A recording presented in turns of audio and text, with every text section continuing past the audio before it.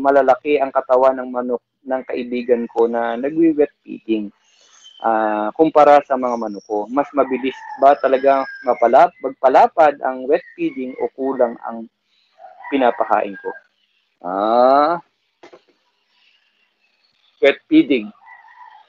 Matagal-tagal na rin po akong hindi nag-wet feeding. Number one, Joel, kapag ka-available yung water mo, sa all throughout the day, malinis, umaga, tanghali, hapon, palit mo, hindi naman nagiging problema. Ako kasi, kaya ayaw ko lang doon sa wet feeding, sometimes, hindi ko gusto yung hipo, yung higpit ng hipo niya, no? Naturally, umiinom. Pwede ka naman mag-wet feeding. May mga advantage at disadvantage. Pero sa dami kong nakilalang mga magmamanok na nag-breeding, mas preferred nila yung dry feeding. Hindi natin alam yung reason, kapag ka ang panahon ay masyadong mainit, maganda rin na nagbababad kahit 1 hour. Mas madaling linisan yung pagkain nila, kasi siyempre nababad yung mga dumi. So pag nilinisan mo, kita mo mas mabilis. Wala ho kaming babad ng mga 8 hours. Meron nga akong kaibigan. Wet feeding siya, wet feeding. Tapos gamit niya mga regular pellets, ganoon lang. Ang ginagawa naman niya, pero wala na siya tubig the whole day. Walang tubig. Yun lang, yung wet feeding niya na yun kasi basang-basa ang pakain niya. Tawag ko nga doon, kanin baboy. Pag kinain niya yun, pero magugulat ka, malalaki yung manok nila, magaganda rin ang tipo. Baka meron kang konting nakakaligtaan. I hope, nasabi mo hands-on ka, siguro maayos naman yung tawag dito, yung pupurga, yung mga, niya. And at the same time, meron kasi po, magugulat po kayo. Depende po yun sa lugar. Minsan, yung manok natin na nakalagay sa TP, pwedeng mas maganda talaga yung hipo niya kasi nadidevelop niya yung muscles compare po pag nasa kulungan. Hindi ko alam kung anong klase, kung paano, kung sa kulungan ba or nahipo ko. Kasi minsan, mo yung bata, tapos tinanong ko yung bata, kumusta ang hipo ng manok? Medyo payat. Parang hindi naman kasi alam niyo pag hinuli niyo po yung manok, hawak niyo pa lang yung tali. Pag batak ng ganun, alam mo kaagad ito maganda. So overweight ito, malakas masyado kita mo kaagad. Minsan yung hipo na gusto natin, hindi natin yung nasa sa isip natin, depende sa experience natin. So ang may sasuggest ko, pwede rin sa pagkain. Pwedeng yung nutrisyon na ibinibigay natin, yung dami ng pagkain natin, hindi naman sapat. Pero sa akin, dahil siyempre tayo naman, available lang lahat ng, kahit iba pang company yung ginagamit mo, pag tama naman yung bigay mo ng manok, pwede mo talagang gumanda. Kasi siyempre, may mga nutritionist din yung iba na yan. Ang nakikita ko lang dyan, minsan hindi angkop yung bigay natin, ng pagkain natin mula pagkasisiw. Kasi dapat may foundation yung manok natin, yung tinatawag natin mula pagkasisiw, hindi dumaan sa sakit, gano'n. Yan po lahat ay nakaka-apekto doon sa ating manok na ngayon. So kung ang iisipin natin, for example, nakakuha tayo ng isang payat, gusto natin pagandahin ang katawan, kung babad ba o hindi ho masyado yan. Mas maganda, ako pagkatanongin mo, mas gusto ko yung hipo ng dry feeding. Depende po yan.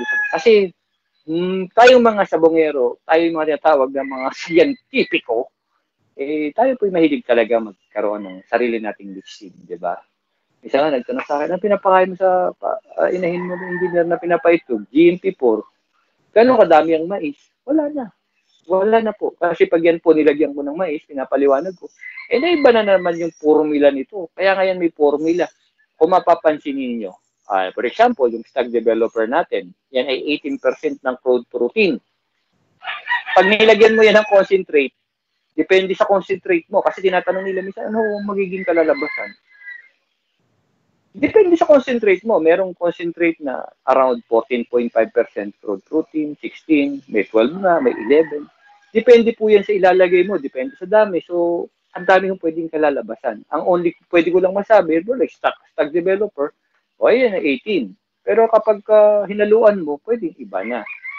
Bakit hindi gumanda? Dahil so siyempre na-hamper. Alam niyo yung stag developer 4 plus ka lang. Yung mga Vietnamese, mga Vietnamese Cambodian, nung hindi pa namin sila tinuturuan yan, hirap sila mag-achieve doon sa mga manok nilang magaganda yung timbang. Tapos yung palo kasi gusto nila 2.6 or more. So naturuan po namin yung nung Stag Developer 4 Plus ngayon, malambok ang bibigyan mga best ng Stag Developer 4 Plus. Is kasi makikita mo yung development ng buto, ng ganda, ng hipo, ng manok. Usually, dry feeding yan sila. Ngayon sabi ko nga, pagka mainit ang panahon, nire-recommend ko na lagyan ng konting tubig, lalo pa pag nasa range. Take note, pag nasa range, bakit? Kasi po minsan hindi po sila nakakainom ng maganda kasi may mga bully na dyan. So at least pag binigyan mo po sila doon sa feeds nila na may tubig, kahit hindi po sila agad makainom ng tubig o hindi sila makainom ng basta-basta, meron na pong water, may moisture na po sila is because naisama ko natin doon sa feeds. So yun. Ngayon ganun din po doon sa ating mga manok na nakatali o kung available naman po yung water doon sa inyong So ganun din po yung sumada noon. Pero yun nga po, kapag ka ang manok po natin nasa range at hindi masyado natin napapainom o hindi maganda, pwede ho talaga kasi ang moisture ng water, pag inipo mo, ayun parang mabuka sila. So yun. Napaka-critical po nung water natin doon sa availability nito. Sabi ko nga, kanya-kanyang diskarte yan. Yung kaibigan ko, parang kanin bahoy. Then later on, magugulat ka, wala ng tubig yun, maghapon hanggang sa pakainin. Pero ang ganda na ng hipo. Kasi yung binigay nilang tubig, na-consume na nila based sa experience nila, na-achieve nila yung gusto nilang katawan. Depende po sa inyo yan. Kung ano yung katawan na feeling mo, yun ang kailangan mo para manalo o yun ang experience mo, doon sila nananalo, di, gayahin mo siya, mag-wet feeding ka. Hindi naman masama pong gayahin mo siya kung yun ang nakikita mo na magpapanalo sa iyong manok at magpapaganda. Bakit hindi, di ba? O hindi po ibig sabihin na yung manok isa nag-wet. O mali mo, yun sa lugar ninyo, yung environment ninyo, mas better yun, kayahin mo siya. So, pwede mo siyang kopyahin. Hindi ibig sabihin po na narinig natin sa katulad kong magsasabong na wet talaga dry feeding ako, ibig sabihin yun ang tama. Hindi po. Depende po yan sa ating mga lugar. Hindi po yan naka-fix. Kaya po yung mga manok, kahit big time, tinatalo ng mga maliliit na magsasabong, is for the reason po yan na yung ating manok, kumbaga sa nag-a-adjust. Ina-adjust natin. So, magwa 1 hour na tayo. No? So, Joel, kung tingin mo na mas maganda or mas magiging beneficial sa'yo, gawin mo yun, ha? Huwag yung, hindi tayo pwedeng tumali. Kaya nga yung mga magsasabong, katulad ko, na nag-aral o may mga magagandang experiences, ang ginagawa nila hindi nila sinishare yan sa kasamahan. It's for the reason na ayaw kong malamangan, di ba? O ito, nakita mo, na-observe mo, maganda sa kanya, gayahin mo yan. Kung ano yung tingin mo na mas maganda, makakatulong sa'yo, gayahin mo siya. Diba? Kaya nandito po yung Tibay Tips para bigyan mo kayo ng tips kung paano manggaya. Joke lang. Pero ibig sabihin, totoo po yun. Kapag hindi mo siya kayang talunin, if you cannot beat them, gayahin mo, join them. Di ba? Yung kaya talunin, tingnan yung po yung sweaters before, hindi nila kaya hirapan sila. Ang dami, nag-sweaters na. Yun po yun. Kontingan lang po. Minsan yung pride natin, hindi simplihan na lang natin. Kasi minsan nagpapanalo, sabi ni ganito, maganda talaga yung dry feeding. Baka po yan ay angkop doon sa aming lugar at hindi naman angkop doon sa lugar ninyo. Di ba?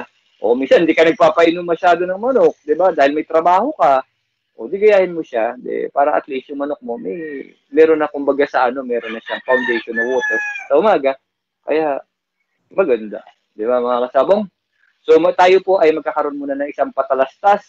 Tapos pa lang po tayo ng first set pero mag-iisang oras na tayo. Masarap ang balitaktakan natin dahil po yan sa inyong mga napakagandang mga tanong ngayong umaga.